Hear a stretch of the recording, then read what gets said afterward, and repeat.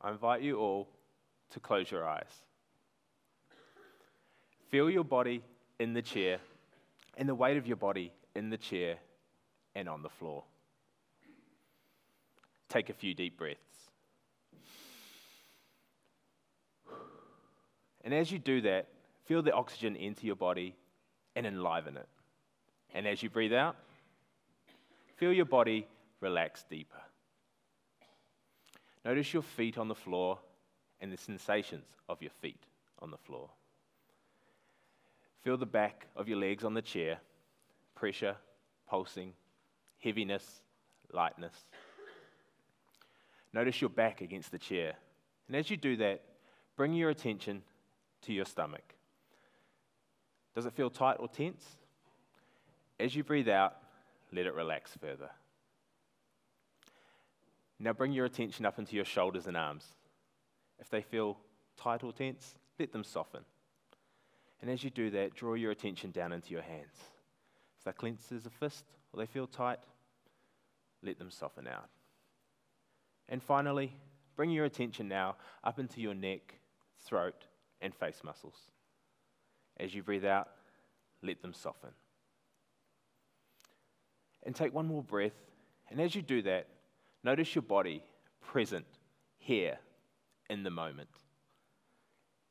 And as you breathe out, I invite you all to open your eyes. Is everyone back with us? Great. I want you to cast your mind back to when you were a child. From a young age, we were all taught about how the body worked and how to get the best out of it. But there was this area of disconnect, and that was our brain was learning all this other information as well, from the outside world, from our teachers, parents, and our family and friends. And this is where the disconnect happens. You see, we were learning all these things with our brain, but we were never taught how to get the best out of our brain. But it's not too late for all of this to change. And I'm not just talking about for the youth, but for each and every one of us.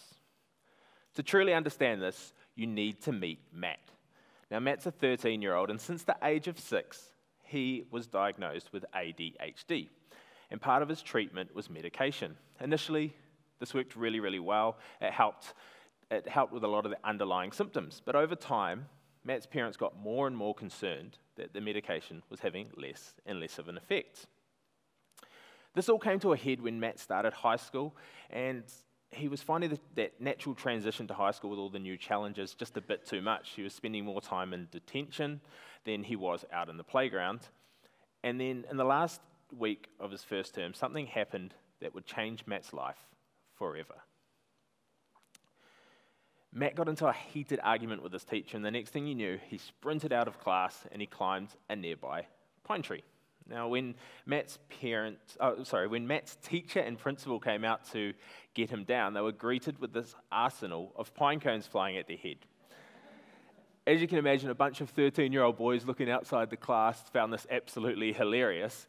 Unfortunately, Matt's principal didn't have the same sense of humor. And the next thing you knew, Matt was sitting in the principal's office with his parents, finding out that he was on a fast track to getting expelled if something didn't drastically change. So Matt's parents went out, they started searching high and low for what might be a solution. A trusted family friend put them on to a behavioral psychologist. After the first session, Matt's parents came into the room and they were told, "We have a plan in place." Obviously excited, but also curious, Matt's mum said, "So what is it? Is it a new medication or is it a change to his current dosage?" The psychologist turned and paused and just said, "We're not going with medication, we're going with meditation." As you can imagine, as a parent, they weren't overly buying into this, particularly when they found out that they had to join in and be part of this as well. But they were on a last chance saloon. It was either go with this plan or face Matt potentially getting expelled in the future. And then Matt's mum got that phone call that in this situation every parent would dread. Her phone rang, she saw it. It was Matt's school. She picked it up. It was Matt's principal. Her heart sank. It was until Matt's principal started explaining that he'd just got the reports back from all of Matt's teachers. And not only had he not been in trouble, but his grades had improved from failing most of his classes to passing with flying colours. Obviously, Matt's teachers and principal were ecstatic about this, and naturally, so was his mum, because she'd been noticing the same changes at home. He'd been less argumentative, more helpful, and just a generally more pleasant teenager, if there's such a thing. When I heard this story from Matt's mum, it really piqued my interest. Not because I've got this underlying urge to grab a pine cone and throw it at passers-by, but because I'd heard of similar changes in focus, thought patterns, attention, and cognition happening in a completely different group of people. And this group of people were highly successful young entrepreneurs. You see, I'm in the unique position as the host of an internationally acclaimed Youngpreneurs podcast that I get to sit down and talk to the world's most inspiring and successful young entrepreneurs. Part of the show is dissecting for the listeners what sets them apart, what makes them tick. But one of the things we really dive into is the habits. What habits give them an unfair advantage over the rest of us? There were many constants. There were things like their ability to think creatively, their ability to deal with stressful environments, and also the ability to overcome their fears to take on bigger risk. But there was one thing in particular that they all spoke about that not only helped amplify, but also hone in all of those previous skills. And it was the exact same thing that was given to Matt, and the exact same thing that you all just experienced. The power of mindfulness. And the cool thing about it is it's a mental state we can all achieve. We do it by simply focusing our awareness on the present moment, focusing on the now. But at the same time, we accept and we acknowledge all of our thoughts, feelings, and sensations. Imagine that, a treatment backed up by rigorous research, one that the pharmaceutical companies can't get their hands on, and one that truly positively benefits the masses. Now, I'm not here to start telling people to stop taking their medication, but as a trained physiotherapist, I read a lot of medical journals, so naturally, this is of interest to me, particularly when I have a vested interest. You see, I've got a niece, her name's Johnny, and she's 13, and as her uncle, I naturally worry for her. I worry about what would be the options given to her if she presented with similar things to Matt. She'd be likely given a drug like Adderall, which is aimed to increase activity in the central nervous system, basically working on your brain and your nerves and the areas that work on hyperactivity and focus. So, seems pretty good. It works on those underlying symptoms. That is until you look at some of the potential side effects, things like stomach pain, nausea, vomiting, headaches, vision problems, and anxiety. Not to mention that it's also part of the methamphetamine family, so it also comes along with those potential risks that we often associate with recreational drug users like addiction and medicated tolerance abuse. So some pretty powerful pros with some pretty concerning cons. So how does mindfulness stack up? Researchers have deep dived into the brain and had a look at what happens when people just practice mindfulness once a day. They saw a marked decrease in the areas of the brain that are responsible for controlling strong emotions, things like fear and anger. Basically the area in the brain that stops you picking up that pine cone and throwing it at somebody. But at the same time, it markedly increased the areas responsible for cognition, memory, social skills, and focus. But the cool thing about all of this is it doesn't just have this effect on aspiring young entrepreneurs or those diagnosed with behavioral or attention disorders. It has this effect on each and every single one of us. And that's why I'm excited to introduce to you a process that within 1 minute will teach you the skills to go home and start training your own brain. But the simplicity of it all will allow you to help those closest to you to achieve the same things. And you don't have to give up work and become a monk and start meditating for 18 hours a day to tap into the benefits.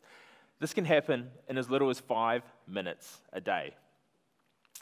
It almost sounds a bit like an ab blaster plus, but the results are all there.